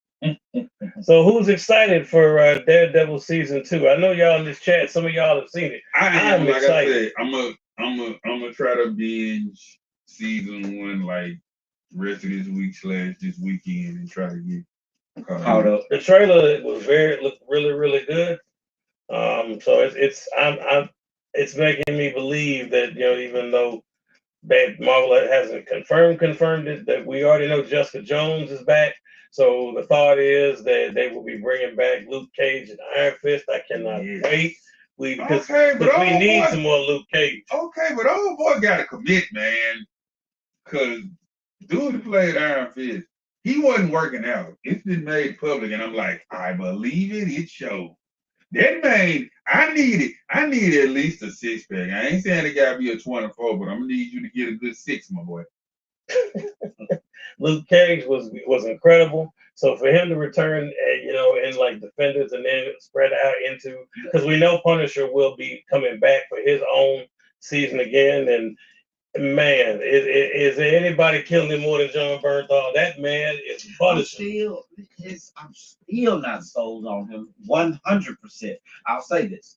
He's that version. He's a good Punisher. So little to me. He's such a TV Punisher. And here's the thing. I still give him props because I like him I like him in The Walking Dead. I like him as an actor. Mm-hmm. But I want my Punisher to be more intimidating. And for his size, he's doing what he needs to do. Yes. But oh my God, it's like if I was Icon, like, you're like, okay, he's doing a decent job, but he ain't that big, you know what I'm saying? Like, I just want my Punisher to be bigger and more intimidating. But with what he's got, he's working it. And they're doing well. I did like the guy, what's the guy that played at Warzone? Ray Stevenson. Ray Stevenson, man, I like him. That was an intimidating. I've never watched a full Punisher movie. Oh, really? Thomas Jane wasn't bad. He wasn't bad. He was just too clean cut, but he wasn't bad. I wish they would have made him a rated R Punisher. Yeah, like Ray Stevenson got a rated R movie. They had him that almost like they would have made that PG-13. I guess this is where my church is at. Ray Stevenson was rough. I'm not a big Punisher guy. Man. If you look at all my comics, and I probably said it before, I have 2 Punisher trades. I have the very first miniseries where he breaks out of prison because it's drawn by Mike Zick. Mike Zick, one of my favorite guys from the youth. And then I have Frankencastle, written by Rick Remender. That's like an Elseworld story. But it's not though. But like that took place in 616. Oh, did it? Oh, yes. But it's so tricky. She is still trolling. I know. No, that's not a troll. She really does want a Hello Kitty plushie for Easter. Not that one. I mean, I'll be on the road again tomorrow. We're going to Jackson, Mississippi for shopping. Okay. And Sean, yes, sir, Luke Cage. Baby. Well, here's an interesting thing. Well, let me ask you. Okay. Let's rank the Punishers, the live action Punishers, then. From Dolph Lundgren on down. Let's rank. I have to abstain. Okay, well, so I'll start. I put Ray Stevenson number one because Ray Stevenson Warzone, that is Punisher. Oh boy, now number two, this is where it's gonna get tricky. I'm gonna put Barathol at number two only because he's had more to work with than Thomas Jane. If Thomas Jane did a little bit more, I think Thomas Jane would have jumped over him because Thomas Jane had the potential. He just was in a bad movie. They didn't allow him to be rated John Travolta, he was moving. He wasn't bad. Fire hydrants and stuff, and I'm like, oh, come on, man. Can we get some Punisher action? Yeah. We need some Punisher action. So, Ray Stevenson, John Barathol. Okay. I'm saying his name right, Barathol. Yeah. Thomas Jane. Okay. I got to put Dolph last. I would agree. He's intimidating, but don't look. Come on, man. They were just casting Dolph Lundgren to everybody. He-Man, Punisher. Just he big and had muscles and Arnold Schwarzenegger. Sylvester Stallone that walked the road. Give it to Dolph Lundgren. Yeah. I would be in agreement with his list. I would say so too. I think to a certain degree now, it depends on what you like. That the Netflix era of Punisher was allowed to be rated R. I think with Thomas Jane, even though his movie's not bad, he did a good job, but they didn't allow that movie to go R. Like it's like they were at a line they wouldn't cross. Whereas Stevenson and Bird Dog could cross it. Clearly, they could cross it. Especially Ray Stevenson. The guy he blew that guy's head off right there when he came around when he was going to arrest him. Remember that? And the guy said, "You're going to jail." The person just boom. Damn it, Castle. Right at that time. Yeah, he didn't care like that. See, a lot of people say that John Burger brought it like the emotional part to the personality. He can be intense too. I mean, he can be, but he's did the more conflicted Frank Castle, whereas Westcott was just a badass Warzone. Yeah, in Warzone, just blowing folks away, just Punisher, just a badass. And a woman directed Warzone too. Man, that's crazy. Yeah, Punisher. That Punisher was Ray Stevenson was great. So it's kind of hard to RIP. It's kind of hard to top that. I mean, that's John Bernthal for what he is doing, what he's given. I think he's doing a good job. Yeah, I do. I mean, he can bring, he can be intimidating at that size. He really would almost make you believe that that he had superhuman powers, as much punishment as he takes sometimes. But it's but. Well, while we're at it, okay. Well, I should see this stuff coming up. All right. Well, see there. Rank your Spider-Man actors then, since we here. You say you like you in the chat. You can do it too. Rank. Yeah. Type it in the chat. Rank your Punishers and rank your Spider-Man actors. All right. First of all, Tom Holland. Tom Holland, number one for Steve Bear. Second of all, I'm gonna mention I love with this one. You only got three of them. No, you got the one. You got the one. Okay, well, let's don't go. Okay, you talk about the 77 one. Yes, okay. Yes. And that's my two. That gummy. What about the you gotta rank the other ones. What about the Japanese one? You can't just ask about two. No, that's his number two. Oh, that's your number two. Okay. Yeah. It is controversial, but yeah. Nicholas Hammond, that's my two. Nicholas Hammond, that's his name. Okay. And three. What about Shinji Toto? I'm looking at it. That's the Japanese Spider-Man. I haven't watched enough of it. Okay. So I can't put in Spider-Man because I haven't watched enough of that. But you know what? Screw that. What's the old boy that played him in Into the Spider-Verse? Oh, dang, I didn't think you were gonna go there. Okay. I am. I was saying live action, but okay. Shadir, what's his name? No, because this is a dude from New Girl. The guy that played, who you talking? The guy that played The guy that played Peter Morales or Parker. played Peter Parker? The guy that played Peter Parker. Which movie? Jake Johnson. Okay. Jake Johnson is the voice of Peter Parker in the Into the Spider-Verse movie. Okay. He is my number 3.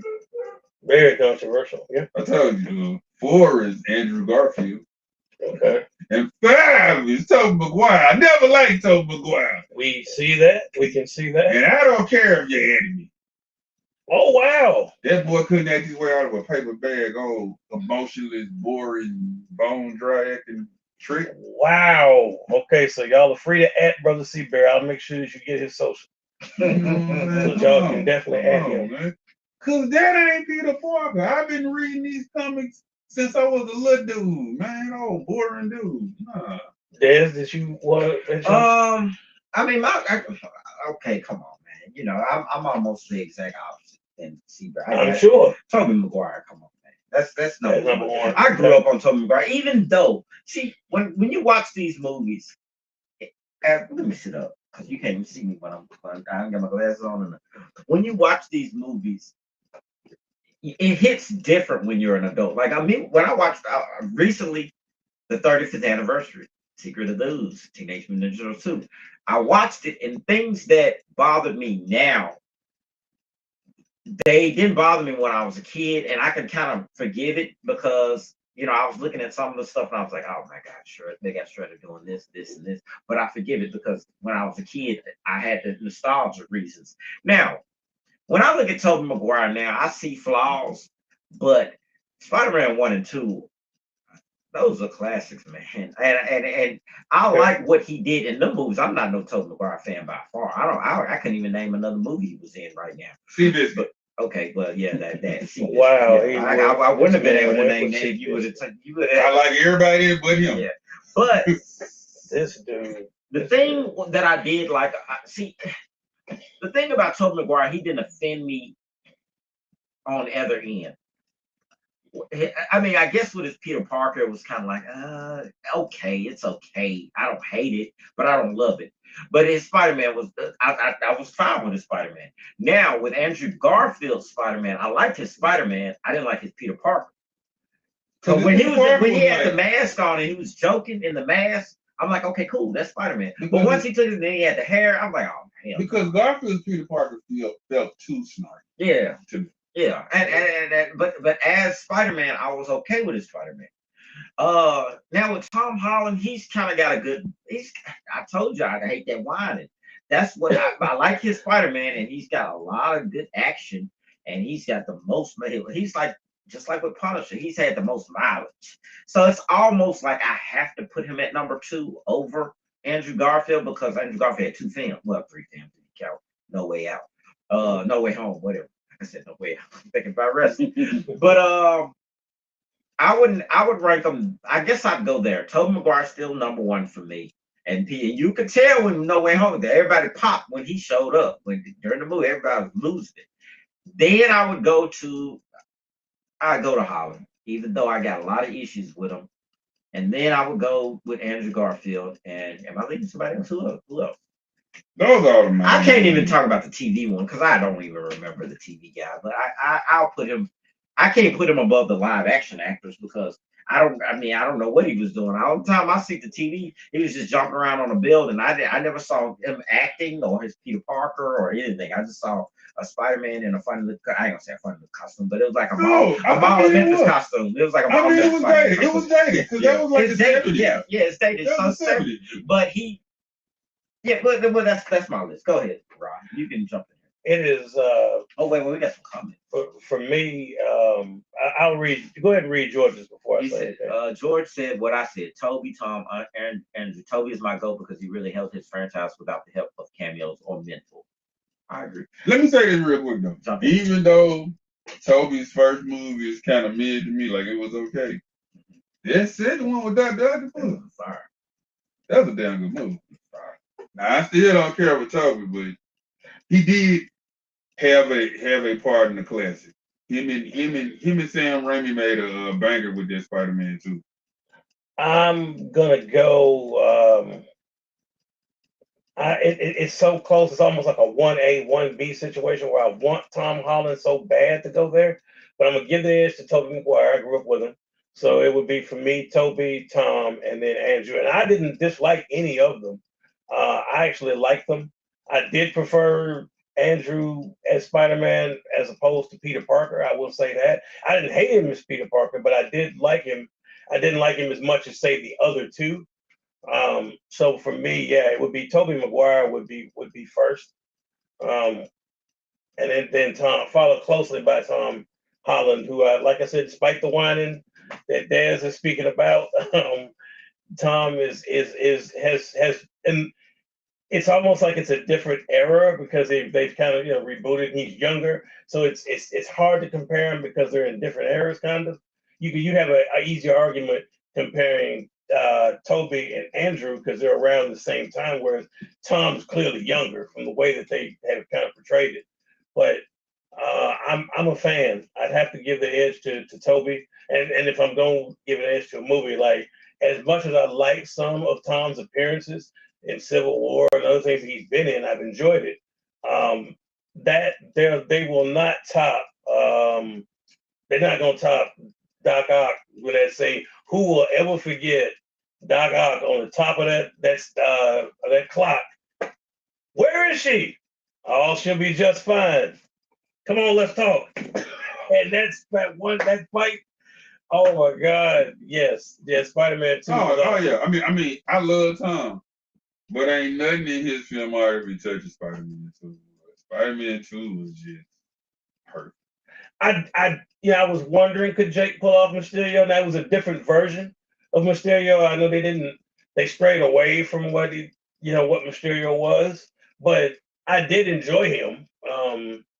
I guess I'll give Michael Mando his chance this time to see how he does as Scorpion. Michael Keaton plays a scary Vulture. He really does. Yes, he does. I mean, he just does. He really is good at it. They were all good for their time. Right? Okay, Jamel. Okay, I agree in each of them. Oh, you all are so kind. And just so you know, I'm not putting on for this show. If you was hanging with me like '02 to freaking '06, '07, I booed one time when I was at an Oscar watch party with friends with Tobey Maguire came up to present an Oscar. I was like, I don't like him. You don't like him? Who did you want as Spider-Man? I was like, well, honestly, back in the '90s when James Cameron was attached, I was hoping for John Cusack. Early '90s. Think like early '90s era John Cusack. That's why I wanted to be Peter Parker Spider-Man. But then James Cameron's version fell apart and didn't. That's a shame. And didn't get made. I mean, Sam Raimi did a good job. Oh yeah, the first two. I mean, when the third one just kind we could, folks, you could easily do this with like all these different. If I was to tell you, if I just said, "Hey, who's your favorite Batman?" You're gonna have people that are gonna say Batman or Bruce Wayne. They're gonna say, "Oh, which one's it?" Now it's that's crazy right because I'm like I'll just be completely honest with you. I'll be 100% transparent. Even though I grew up with Michael Keaton, I can't lie to you. It is so hard for me to tell you that it's for I'm a Bale fan. I'm a Christian Bale fan. I mean, he made a believer out of me. He said early '90s John Cusack, like about circa '92, '93 when James Cameron. You gotta go back to the '90s. When James Cameron was attached to make Spider-Man. Okay, this is '92, '93 John Cusack. You gotta hop into a time machine with me. Anyway. When it comes to Batman, Michael Keaton's my number 2.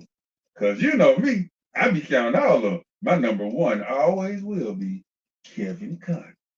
Oh, yeah. When I read Batman comics, that's who I hear. Rest in peace. But that's hard because that's the I'm thinking the live action. And rest in peace. Believe me, Kevin Conroy was amazing. And Mark Hamill's the best Joker. If I'm just saying voice wise, like he nailed it. But yeah, if I'm speaking live action, yeah, I gotta. I'm sorry, man. I'm just with Keaton over Bale because I despise Bale's Batman voice. And do you know what made it worse? Why do you hate Angry Batman? Because it's dumb. And do you know what made it worse? At the same time, I'm having to endure Bale's Batman voice. On the CW, here's Arrow with a voice modulator. Like, I know Bruce Wayne got more money than Oliver Queen, but he can't get a damn voice modulator. So I don't hate that. Let me say something. Here's the thing. That voice didn't get visibly that, or audibly, not visibly, audibly that bad until probably The Dark Knight. Because it wasn't that bad in Batman Begins. When he did it. And I do wish they would have went that route. I do like the fact that Christopher Nolan was thinking, okay, don't let him use a regular voice. But I wish they would have went with a modulator, the voice modulator, as he said, and not have him try to disguise his voice by doing that. I think what it was Frank Miller wrote something about describing Batman's voice as sounding like gravelly almost, and that's what Nolan used. I can see a lot of people try to shit on Bale Batman for just that. The swear to me, they try to say it, or they say, the only reason Dark Knight was good because of the Joker. Man, you better get your ass out of here with that. That movie's great without the Joker. The Joker just made it even better. That movie's great, action, everything. Yeah, it was a fantastic. Fantastic. That's just us trying to be different. Trying to hate on something. Because at first it took we had all the memes. It took them forever to like the Bane voice. At first everybody, but Bane, as time has gone on, I still hate the Bane voice. I like the way I actually liked it. Like because also I don't really like Dark Knight Rises as much. He wanted to. So Bane, they said I've come to appreciate it because if you go back to the interview they did. He said that they were looking for something different, right, for the voice. And Tom Hardy said he had been looking around, messing with a few things, and he said, "Hey, if you want to do like some kind of voice modulator, something else, we can go a different route." He said, "But what I've been thinking about is this," and he pitched the Bane voice as he heard, and he said, Chris Nolan thought about it for a second. He said, "No, let's go with that because it was different. He wanted something." To be different, because you can understand that he's wearing a mask, right? So he's not going to be the Bane that actually is Latin. You're not going to hear that. So since we've established in this book canon that he's not going to be Latin, he's got to have a voice that is something that is somewhat iconic. And that voice that Tom Hardy, think about it. If you go back now, you'll remember that voice until you pass away. It worked. But I don't know. I see now. This is what Keaton is the Batman Bruce Wayne GOAT. Bale is second to me because his voice sounds like he's been smoking Newport since he was 11. Keaton has. Can I say something? Keaton has perfect Batman Bruce Wayne balance, but like who you like. That's what makes these discussions great. Let me jump in there. Now that's what I don't like about Michael Keaton. His Bruce Wayne was terrible. Oh my God, he didn't look nothing like Bruce Wayne to me because I was like, that's Mr. Mom. Now, Batman, he was great. Even besides when he got beat up by that black man, I was like, who's this random black man whooping Batman and Batman 89? The first one, what the hell? A brother whooping the hell out of him. I've always hated Michael Keaton's Bruce Wayne. Now, that's one thing I would say. Bale smokes him. Bale looks like a businessman. Like he looks like Bruce Wayne. Now, Bruce Wayne doesn't have to look like a model, but when you look at Bruce Wayne, Val Kilmer, I like his Bruce Wayne. I like Christian Bale's Bruce Wayne. The only thing I don't like about Michael Keaton is his Bruce Wayne. He was hanging upside down and stuff like a bat. I'm like, come on, bro. Come on, man. No, this ain't no good Bruce Wayne. That was his Batman was good. His Batman was good. I didn't like his Bruce Wayne at all. That was the writers. Yeah. I mean, he just. I wish they would. Maybe they could slick his hair back. Looking at him, Bale would strike me as a younger Bruce Wayne more so than Keaton. Well, look, I'm gonna just throw out my list, and once again, I'm sorry. Oh, we forgetting what's called? We forgetting Ben Affleck. Ben Affleck. Oh yeah, but he's playing. So, but the thing with Ben Affleck is Ben Affleck to me is playing the Dark Knight Returns Batman. That's who the gruff, big jack, like that's you can tell that's who he's playing. Yeah, that's what's called inspired by Frank Miller in the Dark Knight. But you were saying? I didn't even write about it. I go Conroy, Keaton, probably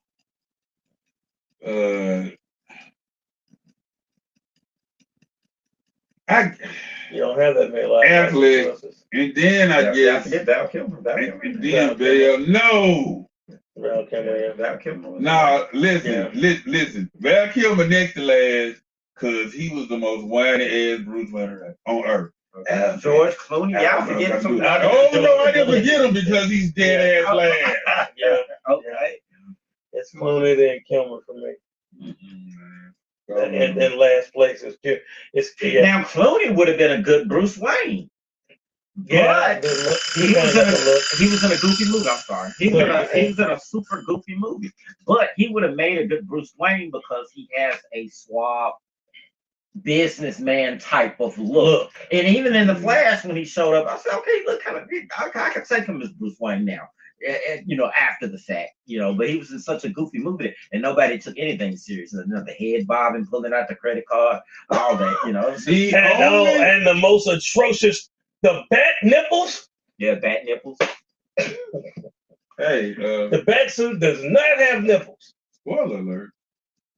Joe Schumacher's homosexual. Was. He passed away, didn't he? Yeah, it was. I mean, I guess it's no duh. You think look, Joe Schumacher made some good movies before Batman. And look, those Batman movies, the studio wanted him to make those to sell toys, so he made it goofier and goofier. Yeah. But go look at Joe Schumacher, the films he did before. He did some good movies. Yeah. Because I gotta be honest with you, I can't. Clooney was a great looking Bruce, is what George said. Yeah, that's true. Because you can't make. I'm sorry. I understand. I don't want to offend anybody when I tell you this. There's nothing. This much I do know from the comics and from watching them in animated form. There is nothing funny about Mr. Freeze. There's nothing funny about him. He might crack it. Occasionally, he might say something that could be borderline funny, but he is not going to be running around cracking one-liners every chance he gets. Chill. All right, everyone, chill. Like, no. And nothing against Arnold. I get that's material they had, but you just, that's what they wanted. That's what they wanted. I like one scene. Joe Schumacher did The Lost Boys and A Time to Kill. Yeah, he did some great movies. I mean, so that goofy one, Time to Kill a Woman. Yes, they deserve to die. And I hope they burn in hell. Yes. Yeah, they didn't deserve it. So I get it. I can't. Sometimes it's the material that the actors are working with, but so I can't blame them. I can't because that Bane was goofy. Was that Bane was goofy right there? That Bane was terrible. That Bane was goofy. Now Uma Thurman could have worked as Poison Ivy. Once again, she was in a goofy movie, but she could have worked. And they always had this thing back in the. I'm sorry. They always had this thing. I just want to make this point.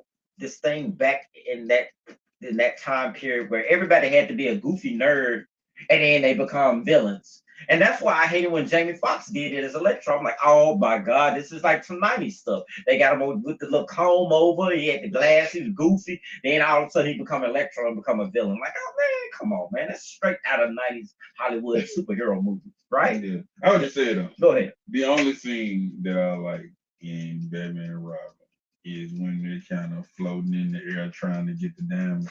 That part I rock with. The rest of the movie, burning with fire. Sometimes you have actors that play roles and it's so hard to take together. That Bane didn't even talk. Was you right? Yeah, he just no. He was an unintelligible monster. So when I say this, I'm not taking any shots at Tom. I love Tom Hardy's portrayal as Bane, but he probably had one of the lowest bars to beat. All he had to do was beat that. Oh, the bar was extremely low. Oh no, the bar was in hell. So he had no. So you know what I'm saying? So he was 100 times better as Bane than. Now some people though it took him. What cracked me up is that people like he's intelligent. I was like Bane's not an idiot. Don't let the movie fool you. He's a brilliant military strategist. Like the way he breaks down Batman Bruce Wayne in the comic leading up to breaking his back, he made it there, broke out all his villains, sent all of them there to weaken Batman down, Then by the time he come home, he beat up Alfred, and he has a severely depleted Bruce Wayne. Makes short work of him, breaks the back. I mean, he and those lines. We talk about the voice, and those lines were just classic. Let's not stand on ceremony here, Mr. Wayne. I mean, he was. Like I said, I don't love Dark Knight Rises. I enjoyed it. I come to appreciate it a lot more. I'll say that I saw it on TV, TNT. It was, I guess it was after an Arrival, a basketball game. They started playing. I was like, okay, you know, I kind of miss. In a way, I kind of miss Nolan's trilogy, the movies from Nolan, because they were so unique, and they were a moment where that was a shining light for DC at a time where it would, because you got to remember, what's called MCU went around back then. 2005, 2008, 2012, they was just getting going. In fact, they only had Iron Man, and I think Iron Man 1 and 2, and maybe Thor by 2012. So this was when the Nolan trilogy came out. This was it was a dark time for comic book movies still. And so now you've got, as we get ready to close, you've got some of these iconic roles where you wonder who's going to top it. So I'm using him as an example. I haven't seen. I mean, what's his name? Julian McMahon wasn't like a RP. Wasn't a bad actor, but I don't know that you've had. But I don't right. So I don't know that you've had a really good Doom. Do I think Robert Downey Jr. We haven't had a good Doom. Do I think Robert Downey Jr. is a good actor? Yeah, he is. I mean, he may and so here's what may happen. You got some people that are never going to be able to unsee Iron Man, so I get that part. Yeah. You're going to have, and then, but to his point, the bar is in hell. So he's anything he does will probably make him the best live action Doom you've had. But we will just have to see how they do it. Don't like it. Man, I mean, we'll see. No, I like the move that they put RDJ in. So I don't know who. I mean, I feel like they could have gotten someone else, and I don't know if they were afraid. And so if we need to get somebody that we know is bankable, we can bring back that people will go see. Because if you saw the reaction to it, the reaction from the people, the crowd was crazy. They loved it. Mm-hmm. But I don't know. He's a good enough actor, especially after Oppenheimer. He can play somebody serious. He absolutely can do it. Just like Mads Mikkelsen was right there. Walton Goggins was right there. I would have been okay with all them. Walton, I don't know. Walton Goggins, I don't know. I just think he's amazing. And he's a great actor. I love Baby Billy. But for Doom, I don't know. Who else could you know who I want? Because Doom, I'll show you, has to be somewhat, like, it doesn't have to be a giant dude, but Doom is not a small man. He does need to be somewhat intimidating, somewhat. He's got to be brainy, yet. So you gotta kind of have, like, when I say this, picture if Cillian Murphy was Christian Bale's size. If he was like, I wanted this guy to play him. Oh yes, the guy from Hannibal. And Caecilius. Mm-hmm. Caecilius, right? Yeah. He could be. He could pull it off. That was the first guy I wanted him to play. I didn't say that. Was he in contention to play? There was a lot of people fan casting. He could have played. He could have played a good Doom. Yeah, I would like to see him play. I like him as an actor, but I think he could. I think he could pull it off. Yeah, he could pull off a Doom. Because Doom has to be somewhat intimidating. I don't ever want anybody. I never like when they pick. I always want unknowns or people that. Yeah, he just said it too. Okay. I wish they hadn't wasted him on Doctor Strange. I mean, but he was good though in Doctor Strange, wasn't he? Though. I mean, I don't think he was bad as Caecilius. I can't remember. She's Doctor Strange. Yeah, he was good though. Okay. Yeah, he was good as Caecilius. He didn't do a bad job, and it wasn't a bad movie. I mean, I liked it. Yeah, they could have made him Doom, and then he could have. That would have been a better one. Doom's got to be. He's got to be. He can't be. Like, I like Cillian Murphy. I think he could do it if he was the play Scarecrow. He could do it, but he would need to be about Christian Bale's side. He'd need to be a little bigger, but he could pull it off. Okay, but they turned Chris Pratt from fat as all. Oh yeah, but he got in shape. He changed it. he went to the gym and I became. So he could. If Cillian Murphy, you could put 20 pounds on him or something. I think Cillian Murphy is enough of a diehard actor to it. Oh yeah. He could pull off the Doom, the snarky aspect of him prior to. Yeah, he absolutely could do it. I mean, now here's some fan cast. What do y'all think of these? Okay, there's Cillian Murphy. I knew he was going to be running for Doom. Absolutely, he would have made a good one. But he's Magneto. Yep, Fassbender. Yep, Fassbender's could be a good choice. Yeah, Fassbender could be a good choice. Yeah, they have some good choices. You know what? I never thought about John Hamm, but now that I'm seeing him, I'm like, dang, that could work. Yeah. It's almost like it took Marvel forever to realize. They said, so you will have, even though they're supposed to be dying down the multiverse thing, they said you'll have two Mr. Fantastics because Krasinski is slated to play him. Really? Yes. So he is, to me, you get fatigued because they put Pedro Pascal and everything. I mean, he wasn't terrible, but if you're asking me, John Krasinski is him. Like John Krasinski is him. And I was sad when he was in Multiverse of Madness. I was like, oh crap, does that mean he's not gonna be the 616? Yeah, he's supposed to be. He's supposed to be back as Mr. Fantastic. I mean, so yeah, I'm a huge fan. You know, he was in that scene with your boy Black Bolt on the Inhumans. Mm-hmm. Yep, definitely. Old Black Bolt. What mouth? I mean, so sometimes, folks, the last thing I'll tell you is when it comes to actors, it's you can't get somebody when they do a job that's so good.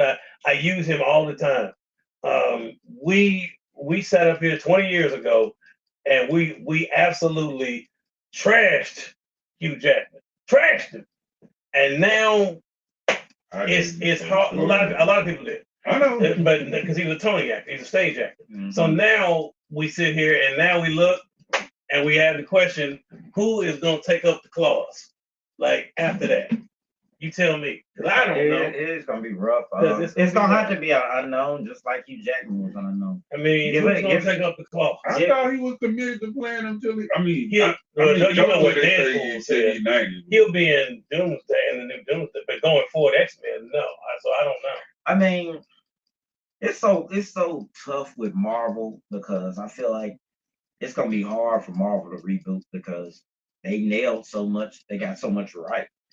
So when it's time to recast Iron Man and Captain America and Hulk has already been recast, so and that's something that's not so much where you see the face. That's more of, you just gotta get somebody to play Bruce Banner. You can get a nerdy looking white guy and just boom. All right, we're gonna CGI you into a Hulk. But to stay on topic, it have to be an unknown. And at this point, they don't care about size. So it ain't got to be like, you got to be a vanilla midget, as they used to call Chris Benoit and the rest of and Dave Malenko.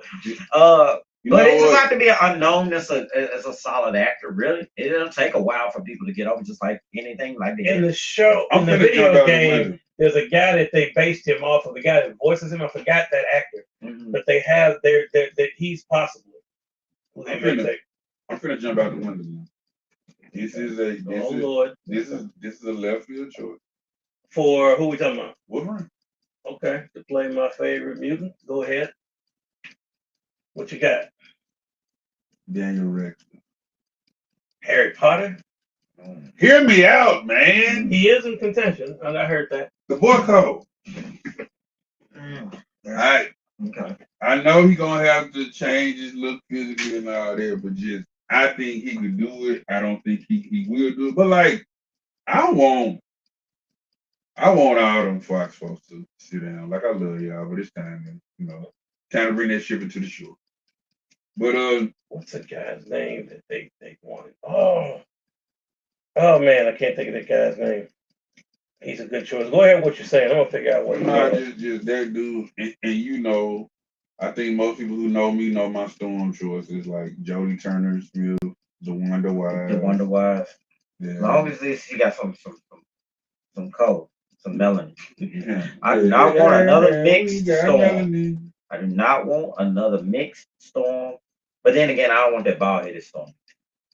Man, I do not want Cynthia Erivo, and Yeah. she can put on some hair, but that hair for tiny. No, she's too small. To me, Storm is statuesque. Yeah, man. she got. And she kind of Amazonian, Yeah, man. yeah. Like, nah, bro. I They don't want still have not. I mean, they didn't have a choice. I guess you could say they didn't have a choice in the 2000s because all right. They did have a choice. Angela Bassett was right there. Yeah, I mean, they didn't have many choices. Let's put it that way. Okay. You know, you had Halle Berry, you had Angela Bassett, then you going down to, Jada Pinkett and all of them. You going down to Regina King and stuff. So yeah. But yo, shout out to Alexandra Shipp though. I mean, she was, I guess, the wrong skin color. But I feel like Alexandra Shipp kept the accent better than Halle Berry. Young Storm. Okay. And I'm gonna stand by this. Because that's the guy that's his name. That's the guy that's playing him in the game. That's the guy that's playing him in the game. Liam, the guy that plays Spartacus. Oh yeah. He's in the running too. Yeah, he'll make a good. I used to watch the original Spartacus. It was the original, right? Yeah, I used to watch that one. They got another one that came out. I haven't caught up with the new one. Yeah. You got it. There he said right there. Liam McIntyre. Yeah, old boy from Spark. Yep, the guy playing in the game. Yeah, that's who he's in the running. They've not said it. He's in the running. They said Henry Cavill, Carl Urban. I saw Henry Cavill. I don't want him to be. Now I will tell you what Carl Urban said. What I do want Carl Urban to, like he's asking for. They do need to bring Dredd back. He was great as Dredd. I think Carl Urban really did a good job. Yes, it was amazing. But again, the bar was in hell because that Sly Stallone film was boo. They didn't waited so long on that they just really kind of killed that franchise out. And they'll just restart fresh. Yeah. But that was a good movie. That's one of my favorite movies. Dredd. Carl got the DVD. Carl was brutal. He was brutal as Dredd, and he kept his helmet on, like Mandalorian, how he was supposed to, and never took it off as he's supposed to. Low key, I see what Carl is slowly building his retirement plan. It's gonna be doing because he's Scourge Executioner. He's Johnny Cage. Yeah, Johnny Cage. He's I definitely voted for the Miz. As Ed Boon did, I was like, I thought he would have been good. I think the Miz would have been a great choice. I really do. Why they didn't go with the Miz? I don't know. Because he's a wrestler and he has the B movie stench on him. He would have been. I think he would have been fine. I agree with you, but there were a lot of stigmas that he had to overcome, and he just didn't in that case, So, folks, I want to thank everybody here for joining us for another episode of Catch the Fade. It's always a great time with these gentlemen. I can't ever think of a time when it's not. So make sure you're staying tuned, look out for and checking. Please be sure you're checking YouTube. I'm sure that's where you're seeing me now, but make sure you follow me on YouTube. Please be certain that you're checking me out on Instagram, TikTok. I've got some photos coming out. I got this whole Samsung thing resolved. I'll be attending some posing classes with the Toy Father here, and we'll be getting some wonderful shots up on their Instagram and Toy and TikTok. But folks, until then, I want to make sure on behalf of the illustrious brother Seabury and Toy Father, let these folks know where they can find y'all on social media handles. All right. You can find me at Marcus Seabury on Instagram and also on TikTok a little bit. And let me do some plugs. Please watch the film Lights Camera Bullshit. It is on Piano Man Pictures YouTube page. I am in that.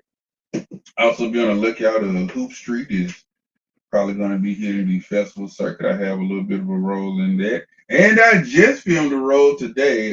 There is a show about a puppet on the library channel, WYPL. It's about a puppet named Kevin. I'll be in the second episode, I guess, is the recurring character of Mr. Marcus, the librarian, which is kind of like my real life, but with the puppet. So, and also check out Fifth Step on sweetspire.tv. I'll be doing my acting. Oh, crap. I keep forgetting. And let's see, other podcasts. Check out Kick Out Kaiju with Thank me and you. my boy Chris Eaton. Basically, we're doing alternate commentary for our favorite wrestling matches. You would go where we tell you to find it, then you turn down the volume and listen to us. Please support me in all these endeavors. Any and all support is greatly appreciated. Toy Oh Father. man, I got it. It's simple. Daz Bull on Facebook, DB.Styles on IG. And of course, I got the Mid South Toy Hunters group. But I think everybody already knows this, so swing by.